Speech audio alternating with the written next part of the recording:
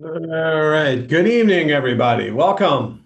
I'm Bill Collins, the founder of Interstate Truck Driving School. We are having a class this evening to help people prepare for their CDL permit test. Just a little bit of history. I've had my Class A license for 50 years. 1975 is when I got my Class A initially. And incidentally, this meeting is being recorded. Now, you will be able to participate in this class. I have all of you muted, but you will be able to unmute yourself if you choose to ask questions, or you could send me something in the chat box as well. If you have a question, you can do it that way, all right? Um, More than happy to answer any questions. So, and again, I got my Class A in 1975. I started the truck driving school March 7th of 1998, nearly 27 years ago. We were acquired by a employee-owned training organization headquartered in Tempe, Arizona, just outside of Phoenix. And that's where I am this evening, in fact, is at I am at the headquarters of our parent organization, doing the class from here. Um, that acquired back in April, so we've been with them now for 7 or 8 months, and it's working out quite well. The instructors now have a piece of the pie. They get ownership in the business, so that's very advantageous to our staff. Um, Again, we've been around for 27 years. The thing that I am most proud of is our perfect safety record. We have had zero, count them, zero reportable collisions in that 27 years. Zero insurance claims due to collisions. So we're very effective at what we do. Our pass rate is awesome. Students, especially students that really take to heart following our lesson plan, our policies and procedures, pass at more than 90% their first attempt at the test. We also give students multiple attempts at the test, in fact, five. Um, we haven't had a student need five attempts in probably a year and a half because our training is so successful. The benefit of having those multiple attempts at the test, it takes the worry away from people. I don't want somebody going out to take a road test worried about, oh my God, if I fail, I got to pay more money and all that gobbledygook. So that's why we do that. We also have a very, very good relationship with several top-notch carriers that have excellent job opportunities. I personally take it upon myself to develop relationships with those companies, so to make sure that our training meets the expectations of the carriers. All right, so that's enough of a sales pitch. Let's get into what we're here to do tonight, and that's help you get ready for your CDL permit test. Um, So first thing I want to share with you, if you want to get a Class A permit, you need to take three tests. Now, when you walk into a state exam station and tell them you want to get a Class A permit, they'll know which permit tests you need to take, right? But it's going to be general knowledge, air brakes, and combinations. If you're doing Class B, then it would be just the general knowledge and air brakes. You don't need combinations if you're doing a Class B permit. In order for you to pass, you need to score 80%. You got somebody else coming into the meeting here. You need to score 80% on each of these tests in order to pass them. Okay, so for Class B, you need general knowledge and air brakes. And again, score of 80% on each test. And I'll talk more about the tests here as we go along. Okay. But again, don't worry about remembering which tests you need to take because the exam people will know what you need the minute you walk in the door. Okay. Um, Switching slides here. Now, if you have been in to our facility, I would hope that you have picked up a workbook that has this checklist in it. If you don't have one of our workbooks with this information, please stop in the office and pick one up. It's kind of a big packet, so we would prefer not to mail it out. we could send it out via email as an attachment if you want. Now, to get a permit, to get a CDL permit, a commercial driver's license permit, they're referred to as CLPs. You need a valid Class D license in your possession when you walk in there. And they are going to look you up on a federal database to make sure that you don't have a license in some other state. Okay. Um, so it's a single licensure process, right? Just the one license. There are still people out there that try to have licenses from different states, and that's not allowed. But it sometimes people get away with it in terms of their personal car Class D license. So when one applies for a commercial permit, they look them up nationwide to make sure they don't have any licenses someplace else. And you can't have any outstanding tickets or warrants or unpaid, fines and that kind of stuff. So make sure that you got all your ducks in a row in that regard. All right, then you need a second form of identification. And the thing that most people are using is a certified birth certificate. Okay. Um, a few people will bring in a valid passport, but most people are bringing in a certified birth certificate.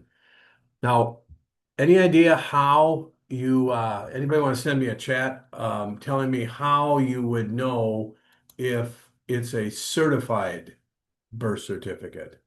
What distinguishes it? What tells us that it's a certified birth certificate? Anybody know and want to send me a chat? Because they're real picky about this stuff. They're real anal. It's got to be a certified birth certificate, right? And just as an example, I had a student that went in with the original birth certificate that his parents had received in the hospital from the doctor, um, with his little feet print on it and everything. And they wouldn't accept it. It's got to be a certified birth certificate. So the answer to the question is a certified birth certificate has the embossed stamp on it. Okay. Now you get that from the Department of Health. Yep, thank you. Thanks, David. Yep, the stamp that you can uh, that they put on it. Um, so that's what they're looking for is that embossed stamp to recognize that it's a certified birth certificate. And again, you get that from a Department of Health of whatever county you were born in. Okay. Um, so wherever you were born, you contact them and they will give you that uh, or they won't give it to you, they'll sell it to you, right? So it does cost some money to acquire that. Now, if you are a citizen of the United States, under the current policies, you will be able to get a CDL permit. Other documents that can be used to do that would be a certificate of naturalization, that kind of thing. But there's a thing going on in across the country right now when it comes to commercial licenses, where they have put what's called non-domiciled drivers on pause. Now, non-domiciled means that they're not citizens of the United States. And previously, up until about, well, the end of September is when the doo-doo hit the fan on this deal. So middle of September, people could get a CDL if they were legally in this country and had a work permit, the I-94 form. They have put that on pause right now because there are some accusations of impropriety in terms of licensing um, people that are non-domiciled. The United States Department of Transportation made some accusations about the state of Minnesota here a week or 10 days ago, claiming that they were doing terrible things. So I did a deep dive and looked exactly what's going on, exactly what the accusations were from the federal DOT with the state of Minnesota. And I swear to you, I mean, I can pick this apart if you want, but clerical errors. There were 25 people that were identified in a federal audit that had incorrect CDLs. 3 of those 25 were people that were actually residents that shouldn't even be classified as non-domiciled. And that was a part of the group that they claimed was, uh, that the state of Minnesota was doing such bad things. It's clerical errors more than anything else, right? And the state of Minnesota will be able to clean that up. I would expect within the next 45, 60 days at the most. And Minnesota, I would expect um, sometime in February, by the end of February, we should see non-domiciled, legal presence who have a legal right to work. We should see those individuals allowed to get CDLs again. But in the moment, it's on pause. Okay. And if you have any questions about any of this stuff, please feel free to email me. My email address is bill@interstatedriving.com. So real easy to get a hold of me, bill@interstatedriving.com. All right. Now there is a federal regulation in the Federal Motor Carrier Safety Regulations that says anything on a state test has to be sourced and based solely on the CDL manual. Those of you that have picked up the green workbook we give out, we have printed out sections 1, 2, 3, 5, and 6 of the manual, which is what you need to study to prepare for the test. Sections 1, 2, 3, 5, and 6. Right? Now, I'm going to give you some shortcuts to that as we go along here. But that's what you need to study. And before we go any further, I'm going to give you some resources tonight. I highly recommend that you don't go on the internet and look at other information that may very well be coming from other states. So the CDL manual is put together by an organization called AMVA, American Association of Motor Vehicle Administrators. It's like a trade group for the DMVs of the United States. It is the organization where the the registrars of driver's licenses and vehicle titles can talk to each other state to state. So it is through AMVA that you or I could go to Texas, buy a car, drive it back to Minnesota with a Texas title, go into a deputy registrar, and change that into a Minnesota title. So that AMVA is like a clearinghouse. And the FMCSA contracted with AMVA to write the manual. So then what AMVA does is that they send this manual out to each of the states in Puerto Rico, but the states are allowed to tweak the manual to fit individual states' rules and regulations. There are a lot of rules and regulations that are not federal, they're state. Height, weight, width, length, as an example, are state regulations, not federal regulations. So in Minnesota, the legal height for trucks and trailers is 13 foot 6 inches. I'm down in Arizona. It's 14 feet here. So there are differences in regulations one state to another. The purpose of my telling you this is please use the resources that I'm showing you tonight, because then I am certain that they are on target and applicable to what you need to do to get your permit. If you just go randomly on the internet, you may very well get information from Arkansas or Texas or Alaska or I don't know, who knows where. And that's how you can get misdirected and then have troubles with the permit test, right? It all comes out of the same manual, but again, since the manuals are allowed to be tweaked, and then each state is tasked with putting together their own test. There's some similarity from state to state to state, so they do share some stuff, but you can very well get misled if you just go on the internet, all right? So please use the resources that I'm recommending to you. Now, in terms of the Minnesota manual, and I should ask if there's anybody out there that is a Wisconsin resident, send me a chat or raise your hand or something. Let me know if you're a Wisconsin resident, because there are some differences in the permit test over there.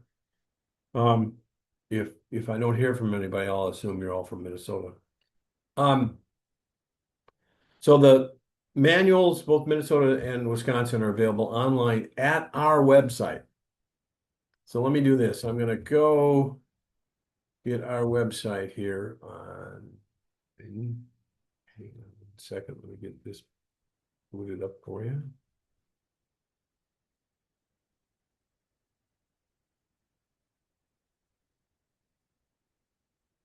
So this is what our website looks like, interstatedriving.com. Okay. Um,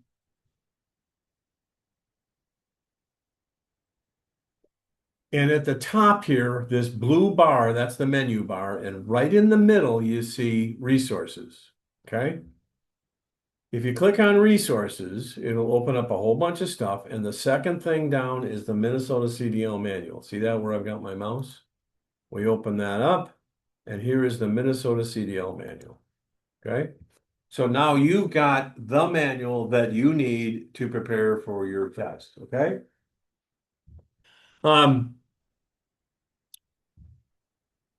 hang on 1 second. I want to do one little thing here.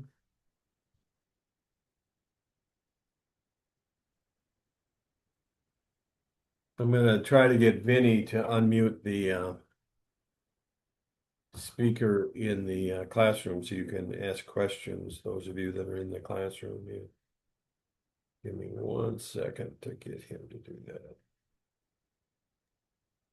Can you hear us, Bill? Yeah, there we go. Perfect. We got one person in class here. All right, perfect. Thanks. Well, we got about a dozen online, so we're good. Cool. All right, thanks, Vinny. All right, so if you got any questions, just shout them out there from the classroom. All right, so here's the Minnesota manual. The first thing that it goes into, by the way, are the federal training requirements. Training is required if you want to get a commercial driver's license. And of course, that's exactly what we do. And I'll tell you this, we follow the rules. I had somebody sent me a question via Facebook today. Are you one of the schools that got kicked out of the deal? I was like, are you kidding me? We're one of the ones that are the leaders of the pack. We're not one of these fly-by-night outfits that don't follow rules. But this gives you a full explanation of the federal training requirements. And of course, Vinny and Jesse can give you more information on that should you need it. And again, don't hesitate to send me an email if you'd like more information from me. So this is the resource that you use. Again, you want to study sections 1, 2, 3, 5, and 6 in order to prepare for your test. Okay. Now, the Minnesota manual is also available as an audio file through that same website. Okay. So if I go back to our website again, do this, I'll open up a new tab with it. So here's our website, menu bar, resources right in the middle. And scroll down to the audio file here. So there's the Minnesota CDL audio file. And what we can do, let's do air brakes here. This reads you the manual, okay? So what I'm going to do is I'm going to open up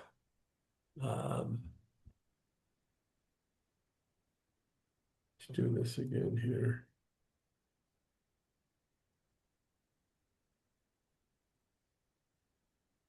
So I'm going to play section 5 of the manual. Section 5, Air Brakes. This section covers air brake system parts, dual air brake systems, inspecting air brakes, using air brakes. This section tells you about air brakes. If you want to drive a truck or bus with air brakes or pull a trailer with air brakes, you need to read this section. If you want to pull a trailer with air brakes, you also need to read Section 6, Combination Vehicles. Air brakes use compressed air to make the brakes work. Air brakes are a good and safe way of stopping large and heavy vehicles, but the brakes must be well maintained and used properly. All right, get the point? So Minnesota has put together an audio file on each section. And if you're doing this with a computer at home, you would be able to open up a tab and read the section that you want and open up another tab and listen to it so that you're simultaneously looking and listening to it. Now, I'm a truck driver and darn proud of it. I love driving truck. Okay. I drove my rig down here. I have a motorhome that I stay in when I'm down in Arizona. It's a 40-foot rig on a Freightliner M2 chassis. Um, I love driving truck. The truck behind you, I love driving that truck. We've had that truck for several years. I think we bought it in like 2016 or something. Um, Love driving truck. I'm also an educator. I've been in the driver training business in one shape, form, or another since 1978. I've been doing this a long time. And and I have a passion for figuring out the best way to help people learn stuff.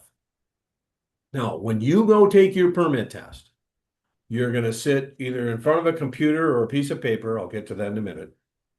And you're going to be given questions, and you got to figure out the correct answer. So, as an example, one of the questions you might see on the test would be, how do you test hydraulic brakes for leaks? A, pump 4 times, hold for 4 seconds. B, pump 5 times, hold for 3 seconds. C, pump 3 times, hold for 5 seconds. You need to know which the correct formula is in order to get the correct answer. And guessing, yeah, I mean, you got a 33% chance of getting it correct and a 66% chance of getting it wrong with 3 different options if you don't know what the correct answer is. So somehow or another, it is to your advantage anyway to have that information up here. How do you get that information up there? You can read it, you can watch something on a screen, or you can listen to it. And listening to something is one of the most powerful ways for a human being to remember stuff. Seeing it helps you as well. I mean, that's why they have billboards on the highways. Okay. Acme Glass Company. Okay. Acme Glass Company. And repetition is a big part of that process to get us to visually recognize something and remember it, right? Well, the audio is even more powerful and impactful than the visual sensory. Let me prove to you how powerful audio, listening to something, is at remembering. Save big money at Menards, exactly. Okay. Now, you all knew that. The only body that wouldn't know that when I do this little exercise in a class, the only body that doesn't know the answer to that is somebody that just moved to Minnesota and hasn't been here any length of time. Because everybody else is going to be able to pick up right away that the word that was missing to my little jingle was Menards. Okay. Now, none of you attempted to memorize that, intended to memorize that, or were told to memorize that, but you knew what was missing from my little jingle. Okay. So that's proof that we remember what we listen to. Now, I think it's important that people realize there are different ways to absorb information that are helpful to people in different ways. I'm dyslexic. The way my brain processes information is different from the majority. It's like my brain processes from the middle out, not left to right. It's kind of weird, but there's advantages to being dyslexic. There's disadvantages and advantages. There's different learning styles. I just want to emphasize how powerful I think the uh, listening to the audio can be for you. I would highly encourage you to do that in order to help you remember that information so that you can pass your test. Okay. So go to the state website. Again, the way you do this, let me get back to the.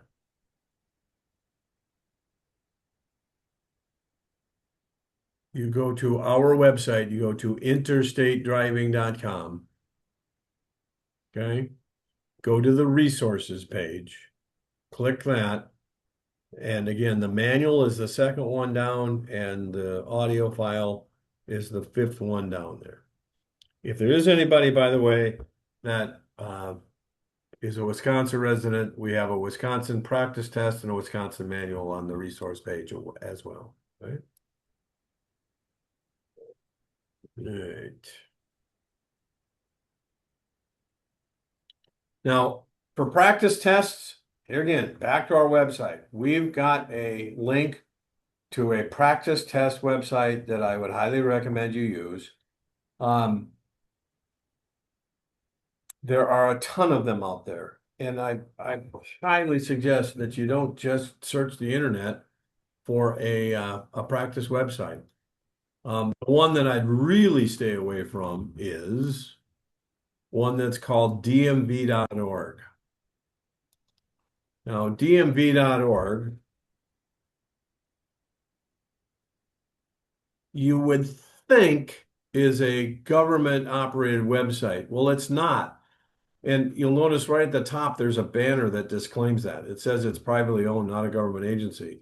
Now, the instant I scroll down even the smallest bit with my mouse, that disappears. And if we go here to practice test on dmv.org, they're trying to sell you something, people, and you don't need to buy it. I'm giving you access to a practice test that's dead on accurate to the Minnesota test, and it's free. So please do not waste your money on some organization that's trying to sell you something, right?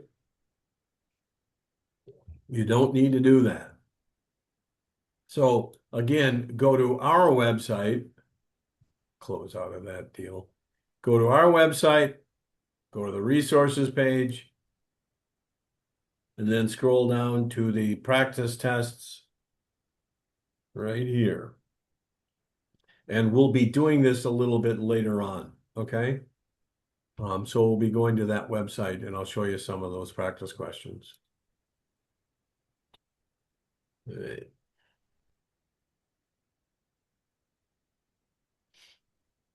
Now, one test on any one subject is allowed per day. Your first and second attempt is free. So when you go into a state exam station in Minnesota, they'll give you 2 attempts for free. If you fail any subject twice, then they'll charge you $10 each time that you take the test subsequent to that. There's no limit to the number of tests you can take. Wisconsin actually limits the number of tests, but Minnesota does not. Now, there's no time limit to these tests, but you need to arrive, I would suggest, I'd be there 2 hours before they close in order to give you enough time to get through these tests. If we go back to a Class A permit, remember the general knowledge has 50 questions, combinations 25, air brakes 20. That's 95 questions. That's going to take you a long time to get through that, right? So while there's no time limit to the test, there are hours of operation that you need to be aware of, okay? Hang on, I'm trying to get my chat to work here.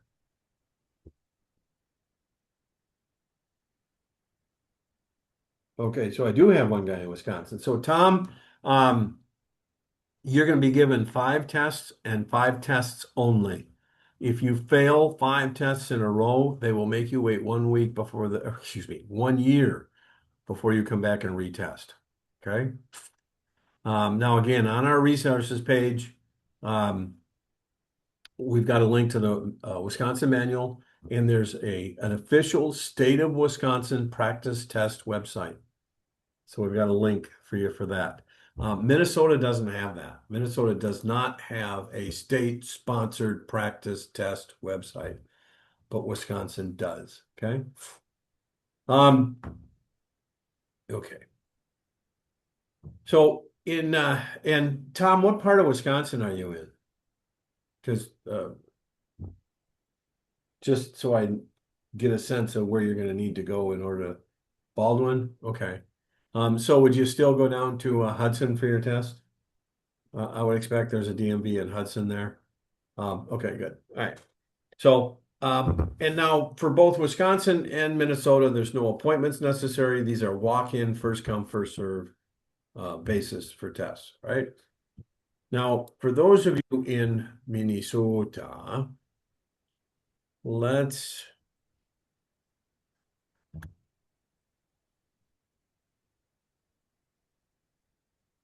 look at where the exam stations are. So what I'm going to do is I'm going to do a search for Minnesota DVS. In Minnesota, it's Driver and Vehicle Services Division. It's not DMV. So I'm going to look for Minnesota DVS office locations. So right here, this is the Department of Public Safety website. And what we want to find is an exam station. And so what we're going to do is we're going to search for 20 miles from the zip code for West St. Paul there. And we got to tell them what we're looking for. So we're looking for a CDL knowledge test, right? So these are the locations for exams, right? Now, I mentioned a little bit ago deputy registrars. Deputy registrars, they're operated either as private businesses or some municipalities, sometimes cities will have deputy registrar offices. Now, you can buy license tabs at a deputy registrar. You cannot take a test, a knowledge test at a deputy registrar. You have to go to an exam station to do that. Now, the closest one to our West St. Paul campus is in downtown St. Paul at 445 Minnesota Street. They're open 8 to 3:30 Monday through Friday. Closed, of course, on federal holidays. Um, Now, if you're familiar with downtown St. Paul, that's a really good place to go because the Department of Public Safety is actually headquartered in that building. So they have the most knowledgeable people there in downtown St. Paul. But if you're not familiar with parking in downtown St. Paul, I wouldn't do it. Um, you'll get lost. You'll pay way too much for parking. And if you're familiar with the light rail and the public transit system, then it'd be great. But otherwise, I wouldn't recommend you go downtown St. Paul. If somebody needed to go down there because there's one thing that you can only do in downtown St. Paul in person, and that's get a certified driving record. You can get a certified driving record online, but then it's going to take 2, 3 weeks. You could get a certified driving record downtown in person, lickety split. And if you needed to do that and you weren't familiar with parking down there, you know what I'd do? I'd park in our parking lot in West St. Paul and then Uber down there.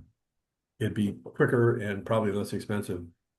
The Midtown Exchange, that's Lake in Chicago and Minneapolis, 8 to 3:15 Monday through Friday. Egan Exam Station, they're open Tuesday through Friday for exams, for knowledge tests. Not on Mondays. They're not open on Mondays. And they're closed between 12 and 1 on Wednesday, the 17th, for a Christmas party, it looks like. Okay. Arden Hills is open Monday through Friday, 8 to 3:30. Hastings is open Monday through Friday, 8 to 11:15. Then they close from 11:15, 8 to 11:15, and then they close from 11:15 until 1, reopen at 1 o'clock, and are open then until 3:30. That's a heck of a lunch break, ain't it? Well, the reality is they're not taking a lunch break that entire time. What they're doing is they're locking the doors at 11:15 so as to not allow anybody else in and allowing the people that are there to complete what they started doing. And they will boot those people out at noon so they can take their break. Stillwater, Monday through Friday, 8 to 4. Plymouth, Monday through Friday, 8 to 3:30. They do have their Christmas party on the 23rd. So I would look up those hours so that you know what you can get away with. And I'll tell you this, if you're in the middle of a test and it's closing time, they're going to boot you out. Okay? They're going to kick you out. So they're state employees, they don't care. So make sure that you get there plenty of time to get all the way through before they close. It's just that simple, okay?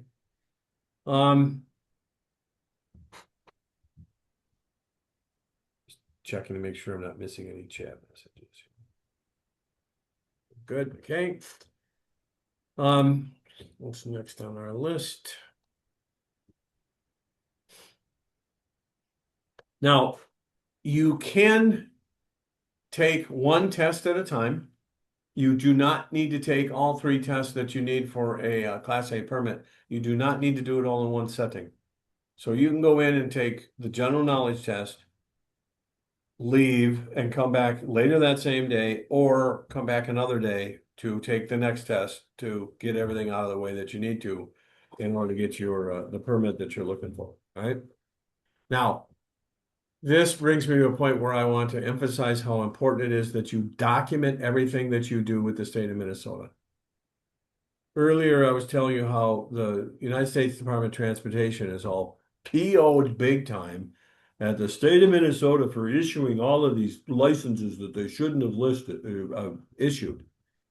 And more often than not, it's clerical errors. It's somebody at the state of Minnesota that just isn't typing in the right information or not looking close enough at a document to determine exactly what it is. There's nothing bad going on. There's no attempt at deception. There's no attempt at violating the rules. It's pure clerical error. And the reason I can tell you this is that I've been licensed by these people since 1979, and they make mistakes all the time. Now, when you get your driver's license in the mail, pull that thing out and look at everything on both the front and the back to make sure they haven't made any mistakes, okay? That won't really show on the screen there. This is where your restrictions are going to be, is on the back of your license. I can't tell you how many students I've come across where they made a mistake on the license. And one of the common ones is a restriction that says you cannot drive a vehicle with air brakes. I know a guy that drove a year and a half with a license that said he couldn't drive something with air brakes. He was driving a tractor trailer rig with air brakes for a year and a half and got caught at a scale in Wisconsin, actually. And the trooper over there looked at his license and said, "Son, you can't drive this truck." "What are you talking about?" "Well, looky here. You can't drive a truck with air brakes. That there truck got air brake. You can't drive that truck." For a year and a half, he didn't realize that he had been violating the rules, okay? Because he didn't have a license with the right stuff on it. We've had people get Class A licenses when they took a Class B test. We've had people take a B test and get an A license. There's been restrictions with the automatics and the manuals, all kinds of things that they mess up. They've messed up birth dates. They've messed up the spelling of people's names, the city they live in. Be very anal about checking everything that you do with the state of Minnesota or the state of Wisconsin.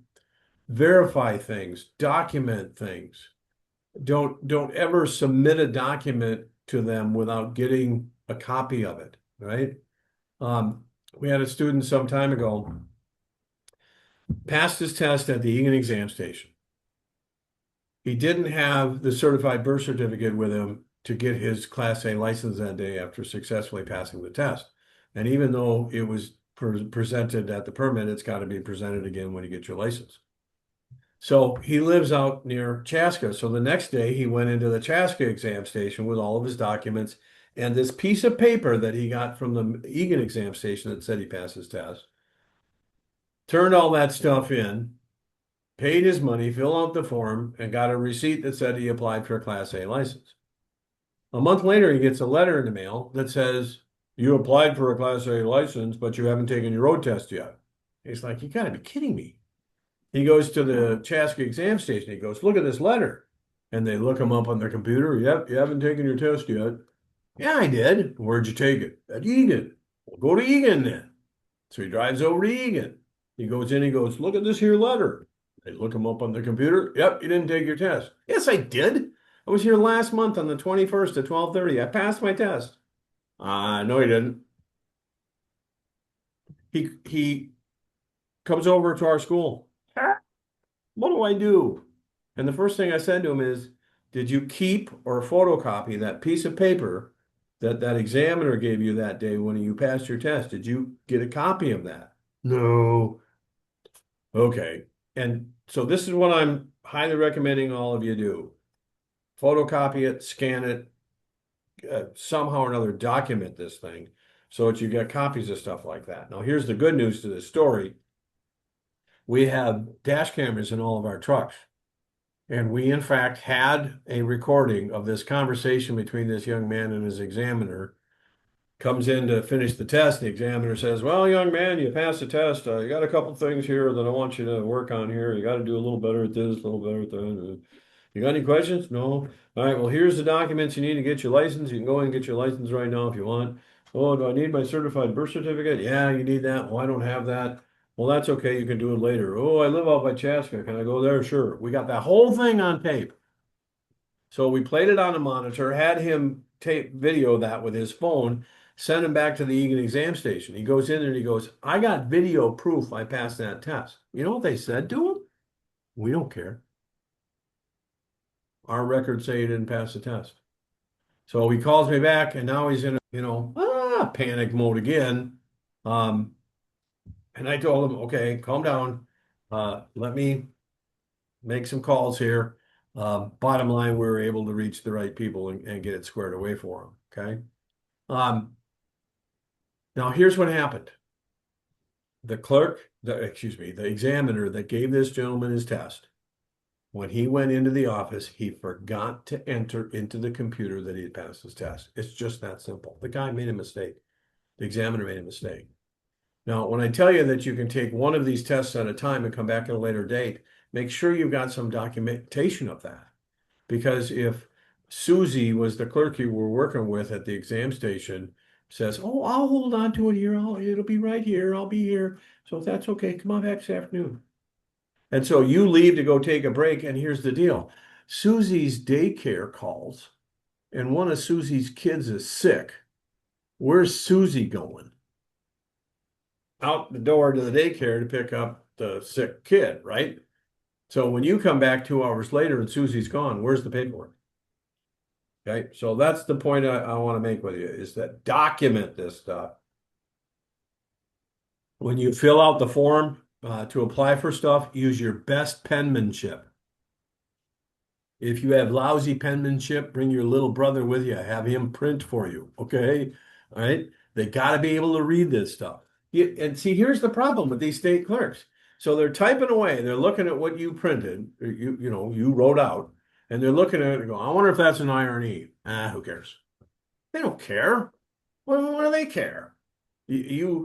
Your handwriting is hard to read. They're not going to go, let me call this guy up and see if this is an I or an E.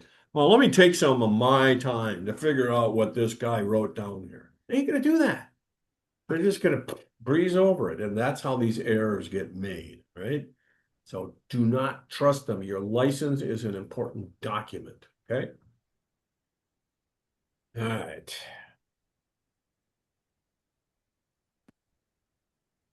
Now,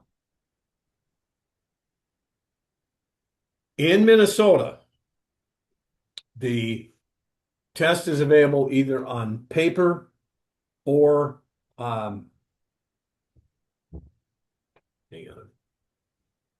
Goofing something up here. Put this back on the screen.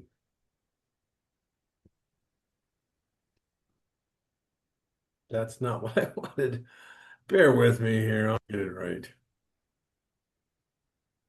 There we go. That's what I need. Now, in Wisconsin, it's only available on a computer. Okay. So, Tom, you're going to take it on a computer. To my knowledge, they don't have a paper version. Now, there's a big difference between the computer system in Wisconsin and the computer version in Minnesota. And that is this. The computer in Wisconsin allows you. So, Tom, you will be able to skip questions. Now, those of you taking the test in Minnesota, the computer in Minnesota does not allow you to skip questions. Okay? Now, I recommend people take the test on paper rather than the computer. There's one advantage to using the computer if you choose to do that, and that is that you can use headphones. Okay? So you can wear headphones and the information will be read to you. So if your reading comprehension is a challenge and you're better listening to it, then the computer would be your best option, right? But if reading is okay, I would opt for the paper one, and for 3 reasons. 2 really important ones. And first and foremost is the ability to skip questions. If you're taking this test and you get stumped on a question, in Minnesota, you're stuck with it. And you can't move on. You can't go anywhere until you answer that question. Now, to me, for me personally, the benefit of being able to skip questions is I'll get a question that is puzzling to me. And if I can skip, oftentimes a question downstream will jog my memory and I'll remember what the correct answer was. Okay. Um, and in fact, if you're taking the paper one or if you're taking the test in Wisconsin, I would go all the way through the whole test, not answer a single question before looking at every single question. I would look every single one of them over before I started answering questions because the way our brains work, it's going to jog your memory of stuff, right? It's going to get you more tuned in. Now, the second reason that I would prefer the paper one in Minnesota is that with these computers, and Tom, this will be true of your test in Wisconsin, when you get an answer wrong, it tells you immediately that you got it wrong. So in essence, it goes, okay. Now, there's an adage that says ignorance is bliss. And I think this is one of the occasions where that's true. If I'm taking a test, I'd rather not know whether I got each answer correct or not immediately. I would rather be able to focus on the questions and get all the way through it and then learn if I had passed or failed the test. Getting something wrong is a frustrating human experience. Every single one of us get frustrated when somebody says, "You're wrong." Nobody likes to hear that. And emotionally, it is distracting. And you are better off with this testing if you can stay focused without that distraction. So, for those two reasons, I highly recommend you take the paper one so that you can skip the questions and so you don't know until you're done.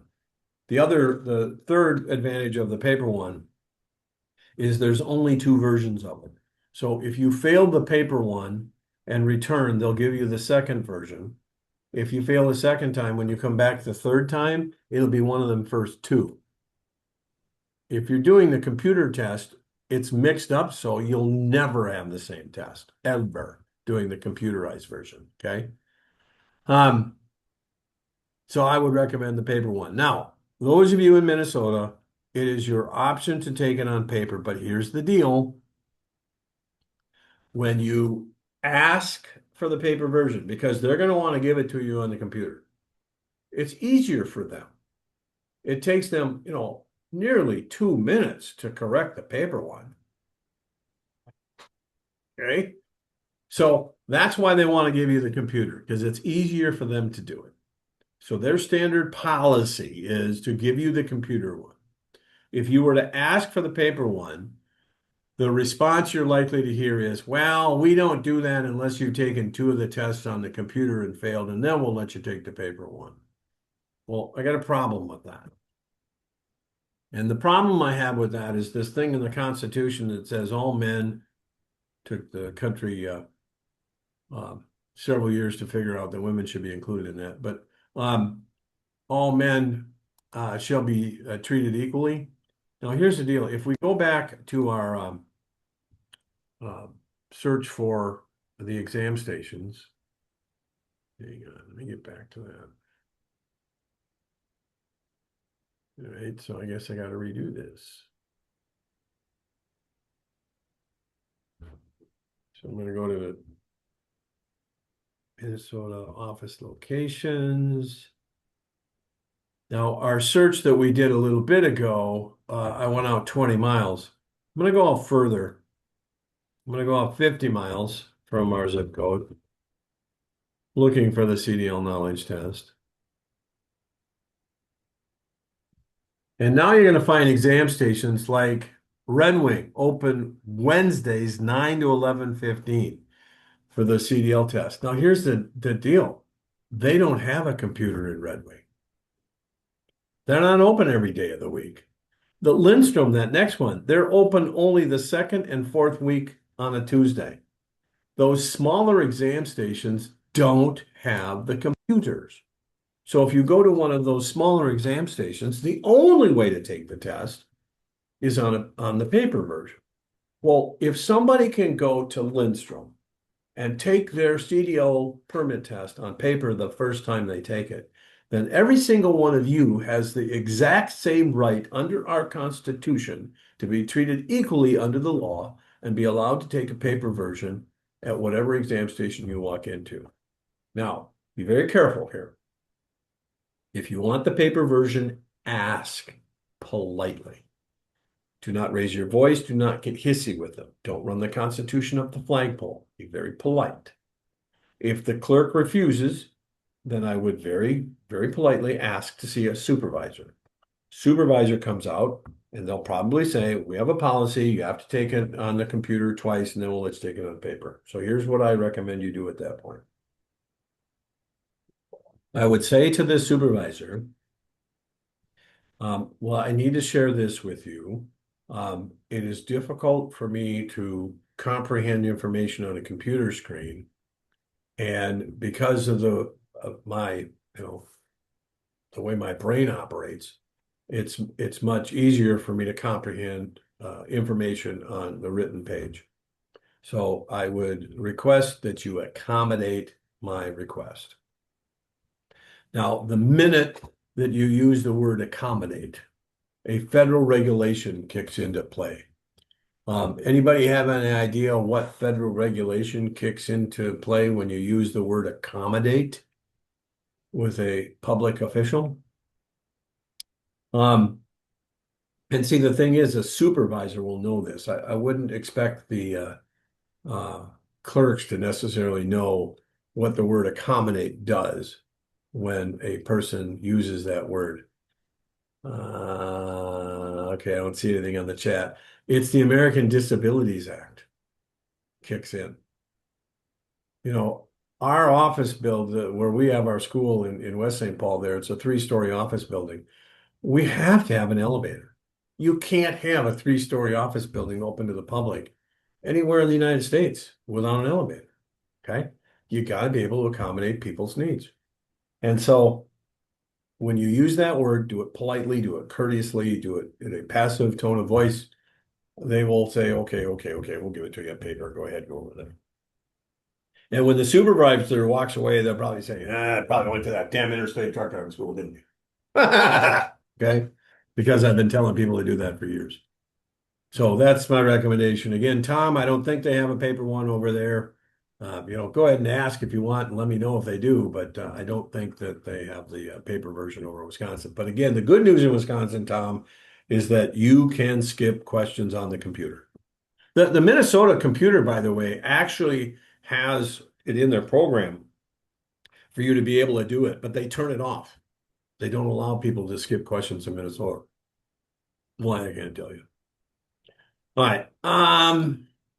Then last but not least on my checklist here is that you're going to have to fill out a medical self-certification form when you get your permit.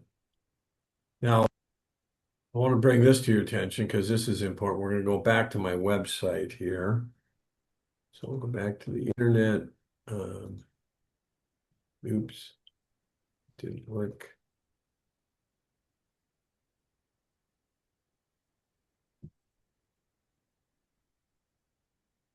So on our website again, that's not what I wanted to show you.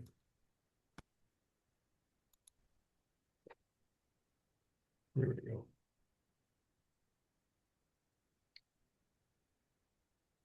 Just want to go back to our website. And on our resources page, the very last thing here is this self-certification form. Tom, you'll have the same thing over Wisconsin. It'll be slightly different because it's the Wisconsin form as opposed to the Minnesota one. Now, here's the deal. You do not have to have a health card to get a permit. Okay? You do not have to have a health card to get a permit. The problem is there are some people that work at these state agencies that think you do. it's a lack of training. It's a lack of understanding. Now, as an example, there are a ton of uses for a Class A license that are not commercial.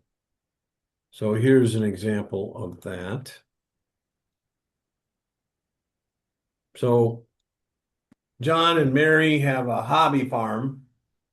They've got 4 horses, one for each of them and one for their 2 kids, Bobby and Susie. And so they like to load up those 4 horses in that gooseneck trailer there and go trail riding. Maybe they go out to the Badlands in the summer on vacation. John needs a Class A license to do that, but it's not commercial. And apparently the clerks at these DMVs and DVS locations don't understand that there are plenty of reasons that a person would want to get a CDL but not use it commercially. And the interesting thing is there are about, I don't know, 8 states or so where they actually have what's called non-CDL Class A or non-CDL Class B licenses. But Minnesota doesn't make that distinction, nor does Wisconsin. So I think that's where the misunderstanding comes from is that, yeah, I need to get my Class A. You mean your Class A CDL? Well, do you have anything else that's a Class A? Well, nope, that's all we got. It's the CDL. All right, I want one of them. Okay, well, you got your health card? Nope. Well, you got to have a health card to have a CDL. It's just a misunderstanding. You don't need the health card to get the permit or the license. If you choose to enroll with us, which I hope you do, then you will need a health card. And here's the deal. We provide that included with our program at no extra cost. We don't charge you for it. We have a doctor that comes into our West St. Paul campus every week to do DOT physicals. And because we do so many with them, we get a big discount. And so we pick up the tab. So if you go get your permit before you start, especially, please don't think that you need to go get a physical because you're going to get one from us anyway, right? So what you want to do if you don't have your health card when you go in, then you check category 2. All right? Check category 2 here. That means you're exempt from the medical requirements. And as an explanation, what you can say to them is, I'm going to a truck driving school. They're going to give me the DOT physical in the second week because that's what we do on Thursday afternoons in your second week. Some students get in their first week, okay? On a Thursday afternoon, that's when the doctor comes in. So just tell them that. And Tom, in Wisconsin, you'll actually have to go to the back of this form and show them exactly why you don't need to have the health card. Now, if you have the health card, then check category 1 and bring a copy of it because you have to show it to them. All right? So if you have a health card, fine, bring it with, show it to them, check category 1. Do not check category 3 or 4 unless you are under the age of 21. So those of you that are 21 or older, check either category 1 or 2. Do not check category 3 or 4 unless you are under the age of 21. That's what those are for, right? So please don't check category 3 or 4. Check category 1 or 2. Right? And again, anytime you have any questions, just let us know.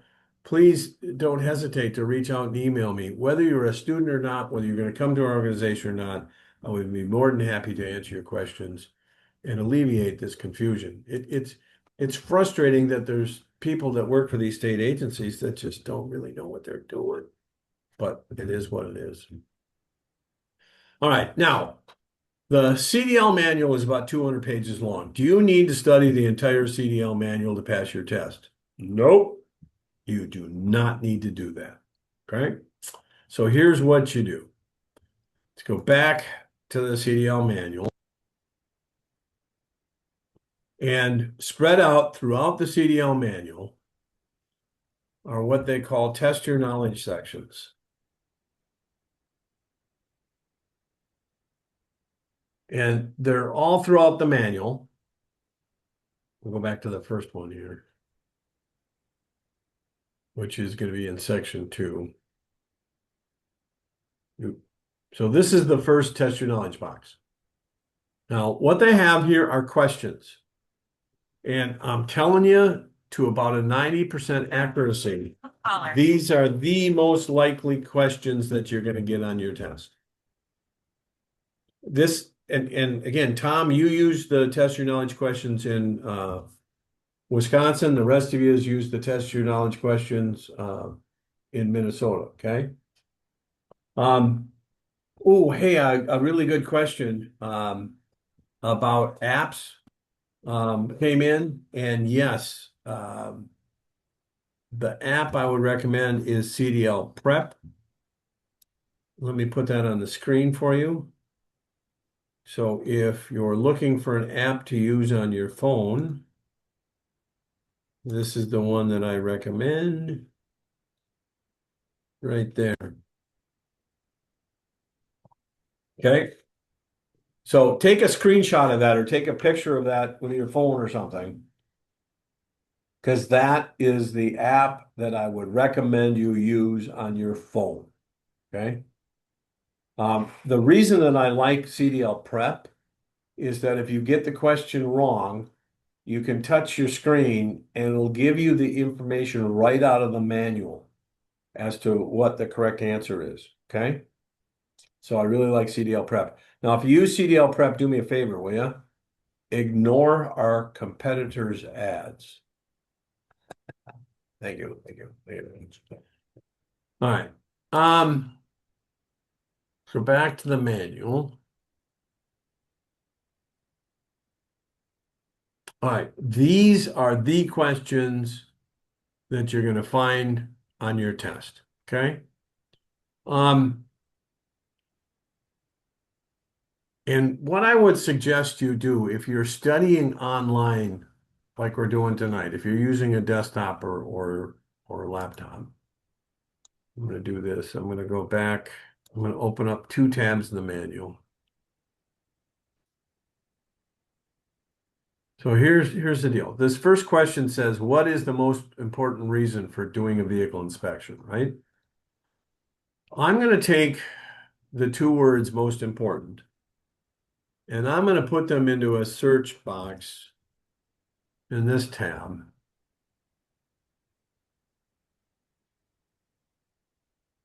And there's the answer, safety.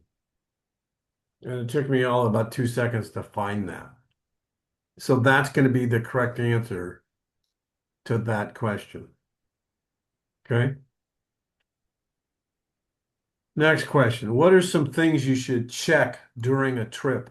Now, when I ask this of people in a classroom, I'll get answers all over the board. Tires, brakes, lights, all kinds of stuff. Okay. So let's figure out what the state of Minnesota wants you to respond. And so what I'm going to do is I'm going to copy during a trip, paste it into my search box on my other tab. And here's the answer. Use your gauges to watch for signs of trouble and use your senses. That's the correct answer. It's not tires, brakes, or lights. It's gauges and your senses. Now, here's the deal. This question right here, what things do you check during a trip? It's so vague and ambiguous that if a person didn't study the manual, you wouldn't have any idea what the heck is talking about. Okay. They have a lot of questions on this test that are really hard to figure out without knowing exactly what the correct answer is. So as an example, here is a question that you're likely to see this question on your test, okay? What is the minimum tread depth for tires other than front tires? Now, what that question really is this question. What's the minimum tread depth for rear tires? Why did they ask it this way? Why did they say, what's the minimum tread depth for tires other than front tires? Because that trips people up. Now, a bit ago, I told you I'm dyslexic, right? When I see those two words, I want to answer 430 seconds because 430 seconds of an inch is the minimum tread depth on the front tires of a commercial motor vehicle. They're not asking me about the front tires. They're asking me about the rear tires, and that's 230 seconds. They do that on purpose, people. They make the question vague, ambiguous, sometimes misleading in order to get people to answer the thing incorrectly. They do not want a test that everybody passes the first time. That's not acceptable to them. Here's the kind of question that drives my little brain crazy.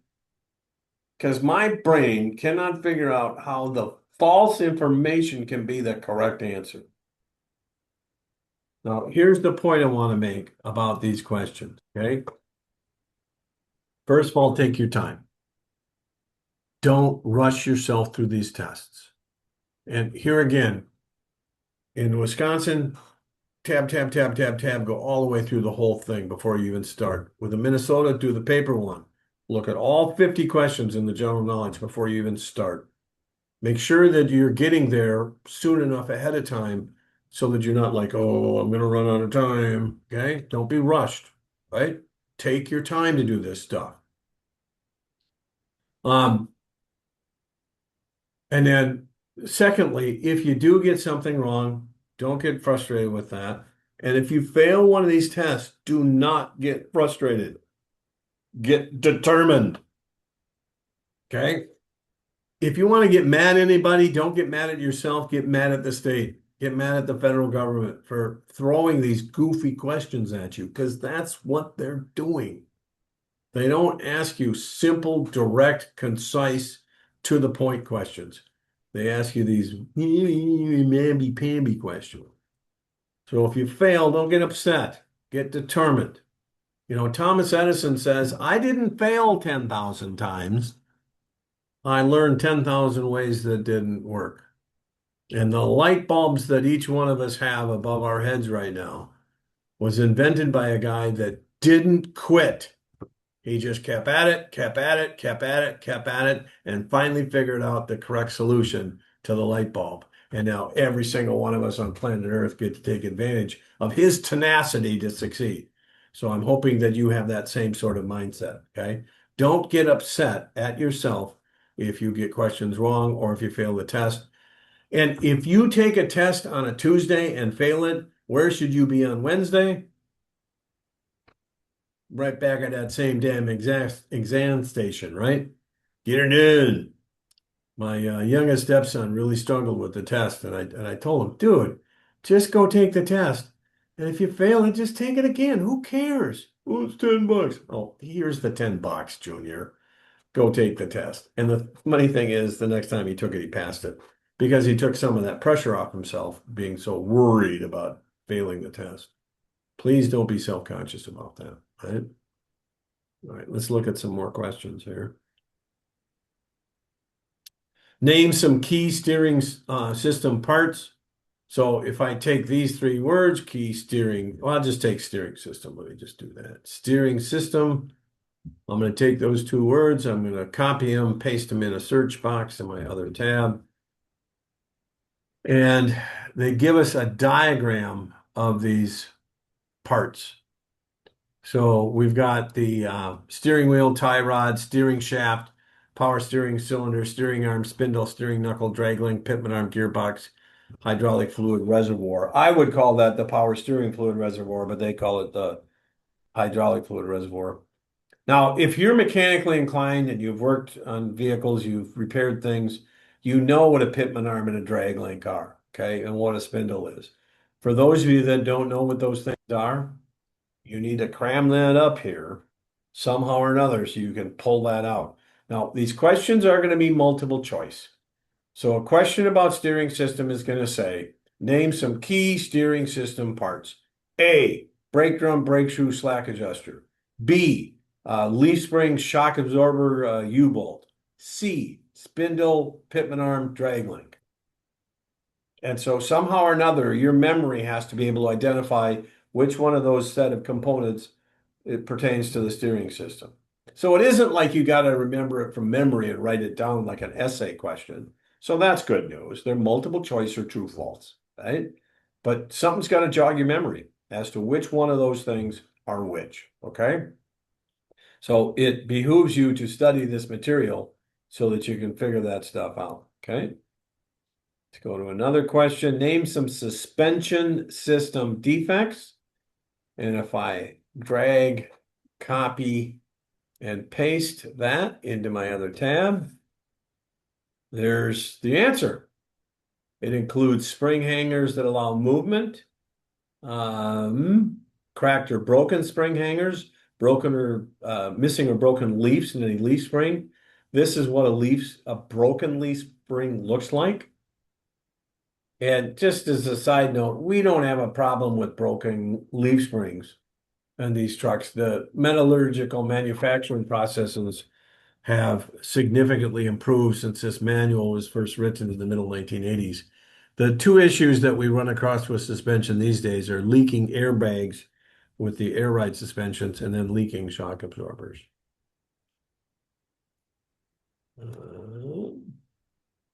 Broken leaves, leaking shock absorbers, air system leaks, okay? So those are the potential defects that you'll run across.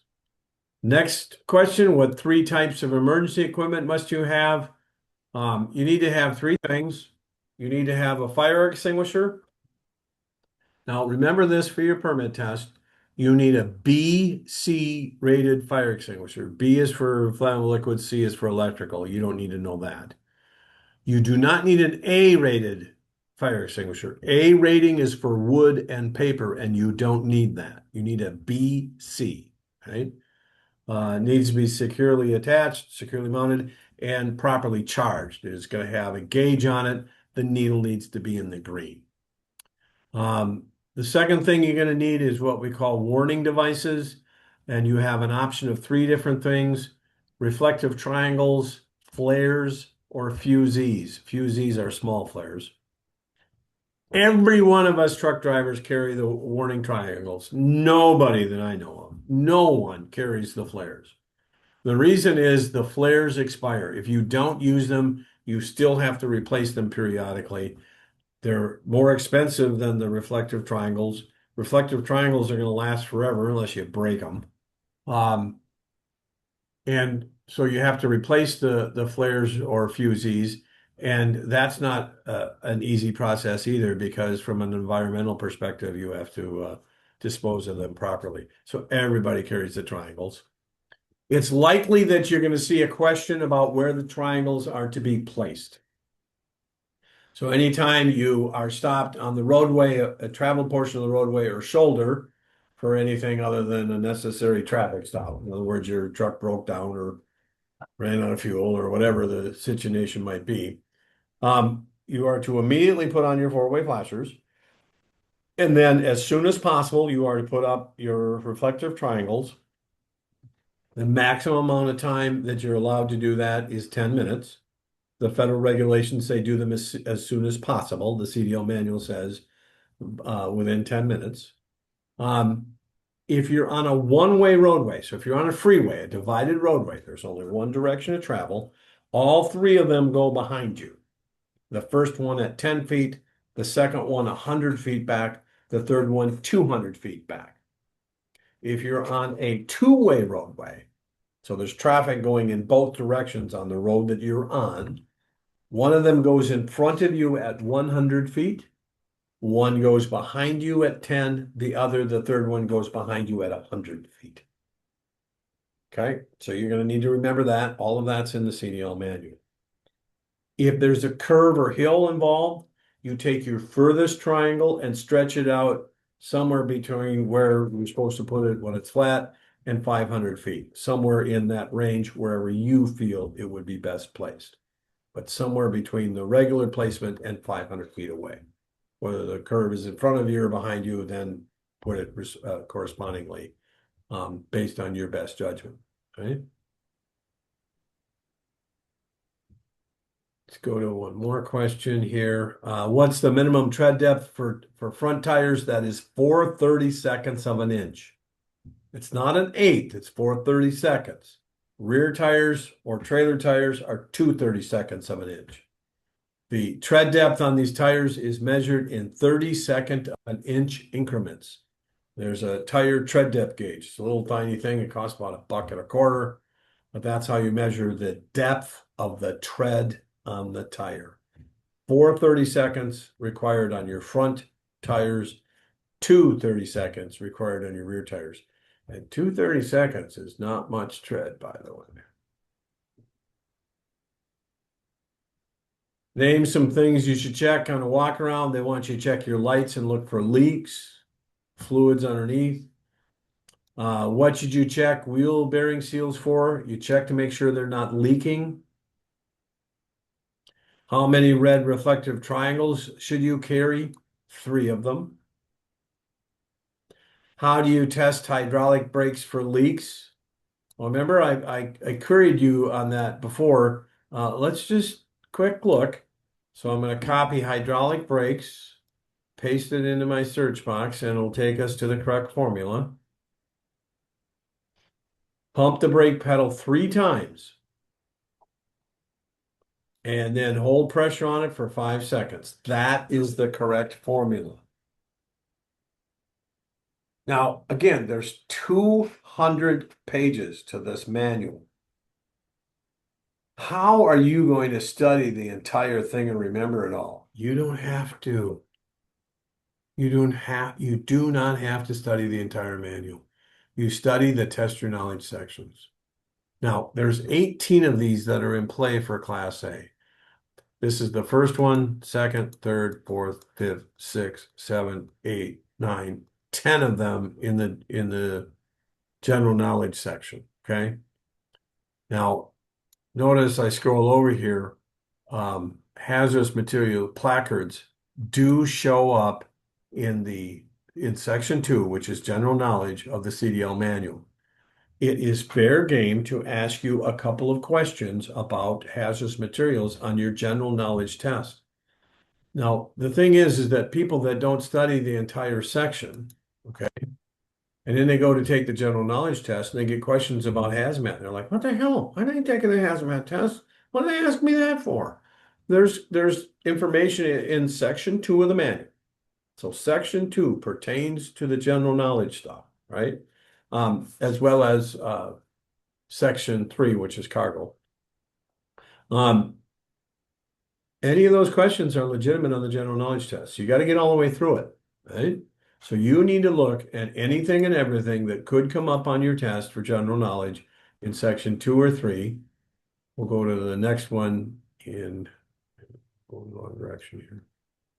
So here is section 3. There's only one test your knowledge in section 3, and again, that's the cargo section, right? So all of that is fair game on your general knowledge test. So you don't need to study the entire section. Just study what's in the test your knowledge questions. We're going to skip 4. This section 5 is air brakes. So any of you, whether you're doing Class A or B, want to study sections 1, 2, 3, and 5. So air brakes has 3 of these, 1, 2, 3. And then those of you doing combination need to study section 6, and it has 4 of these. First one, second one, third one, fourth one. Okay? Now, I'm going to make your life really easy. We have for you in the green packet, if you've received it, we have taken all of these questions and put them together. Hang on a second. Share the right thing. We have put these together in a guide. Now, this is this document with all of the test your knowledge questions and all of the correct information. I've got every single one of them in here that pertains to the tests that you guys are going to take. It's all there.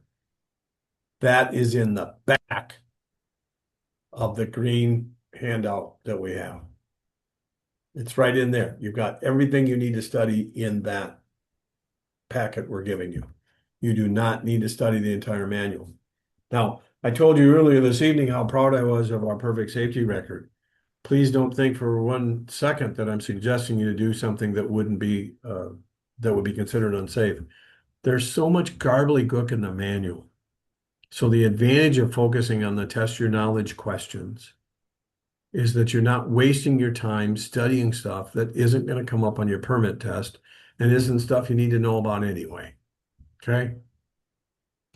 So trust me when I tell you, all you need to do to get your permit, and this is also going to be helpful for your road test, but to get your permit, just study the test your knowledge questions. If you feel inclined to read the whole manual, fine, but take it with a grain of salt, because again, there's so much old ambiguous stuff. It's almost misleading. The manual really should be rewritten cover to cover. It was written over 40 years ago, so it just needs to be updated, and it hasn't been. Now, here's another thing that I'm going to offer you. So you've got this guide. Now, if come to the office and pick this up. If you're for whatever reason not able to do that, contact Vinny or Jesse via email, and we can send it to you via email. And the other thing that we can do for all of you is send you an audio file that reads you this information. We have put that together as well. Okay. So this test your knowledge information that we put together as a packet that you can read. We have also put this together in an audio file that we can email you so you can listen to it. It makes it so simple and so easy to get ready for the test if you do that, okay? You don't need to read the entire 200 pages of the manual now, right? You're welcome. All right, let's finish up. We've got a few minutes left here by looking at our practice tests. So this is cdltest.co. This is the website I'm recommending you use. Again, Tom, go to the Wisconsin test. But in Minnesota, go to this one, right? So here's a pretty interesting question. And when you do this, by the way, don't sign up for anything. Don't give me your email address. Just go look at the questions, right? So the question here is, get rid of this. Don't download anything. Don't print anything. So name 2 situations where legal maximum weighted trailer may not be safe to haul. And your options here are may not be safe to haul in large cities or over bridges. May not be safe when driving in bad weather while driving in the mountains. May not be safe when driving through tunnels over bridges. May not be safe driving at night or during rush hour. So how do we figure out the correct answer? And rather than guessing, I'm going to take maximum weight. I'm going to copy it, paste it into my search box, and see if I can find that. And it comes up 3 times in the manual. And here's the correct answer. Okay. During bad weather or in mountains, it may not be safe to operate at legal maximum weights. And that's our question. Okay. Oops, wrong tab. That's our question. Name 2 situations where legal maximum weighted trailers may not be safe to haul. And I found it in the CDL manual by doing a search. So when you do a practice test, I would recommend when you get a question, if you're not absolutely certain of the correct answer, rather than guessing, look it up and then go back and answer it correctly. So bad weather in mountains is the correct answer. Bingo, boom, we got it correct, right? Now, I learned this technique from a couple of college professors. I'm always searching for the best way to help our clients, you. I'm a truck driver and dang proud of it, but I'm also an educator. And I take a responsibility for improving my knowledge to help people. I had a conversation with a guy last week, and this guy has some experience in vocational training. And we got in, he mentioned something sort of briefly, and I asked him more questions about what he was talking about, and I was fascinated by it.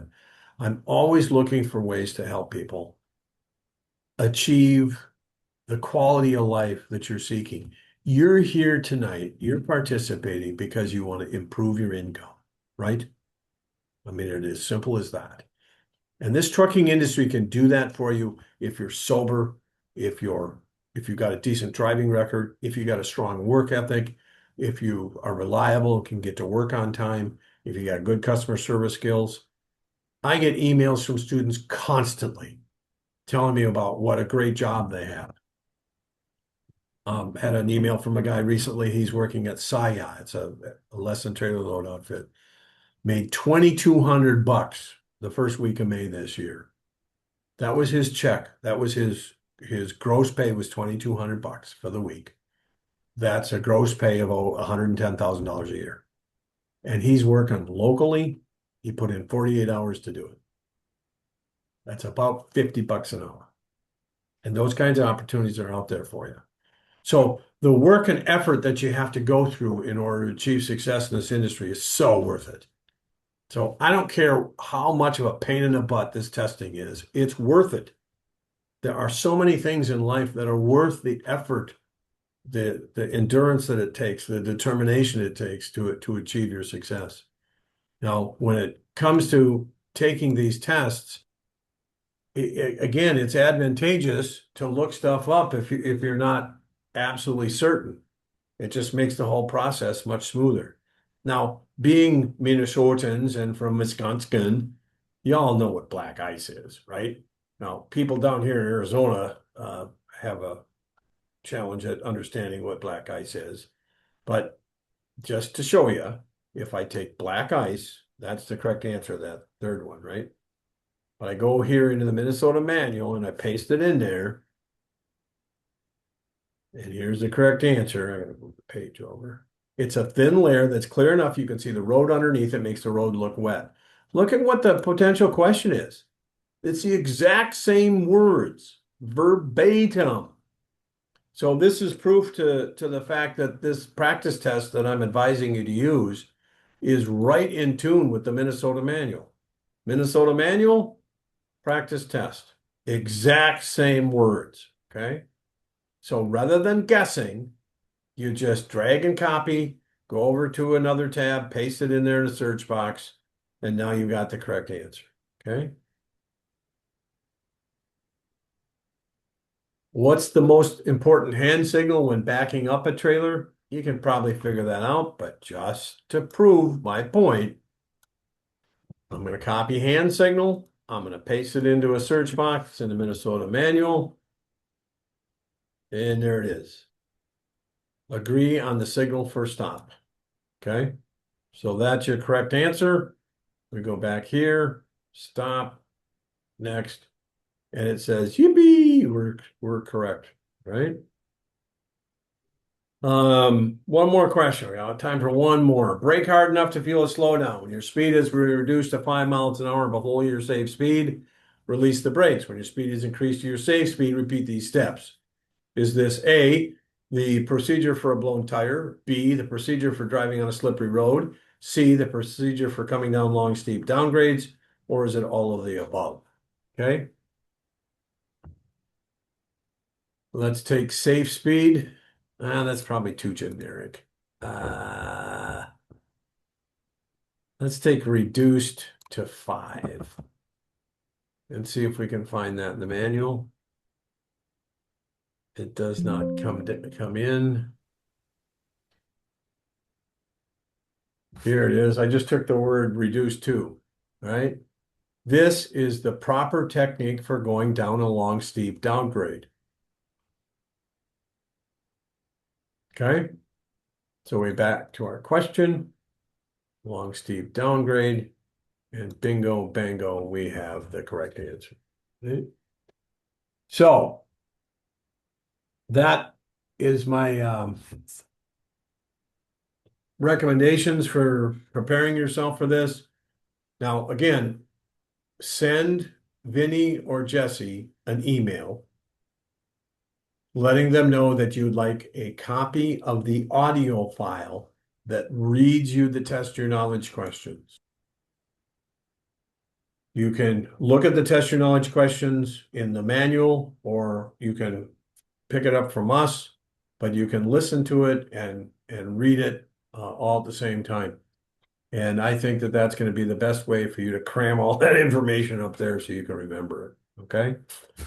Again, my email address is real simple, bill@interstatedriving.com. If you have any questions, shoot me an email. All right, it's been a pleasure to have the opportunity to have this discussion with you. I look forward to any questions you might have. I look forward to enrolling with our program and getting yourself a doggone good job. Okay. All right, we reached our 90-minute mark. Thank you very much. I really appreciate it. Everybody have a safe night. Okay. Have a good night, but most important, have a safe night. Thank you. Thanks, Bill. Thank you.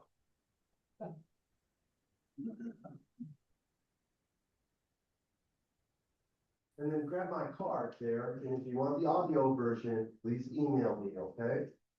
May I see a couple of things? Okay.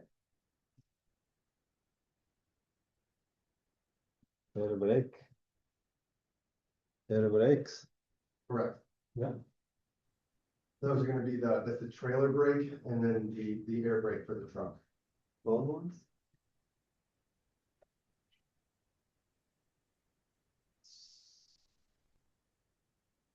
Hey, thanks, Vinny. Appreciate it. Absolutely.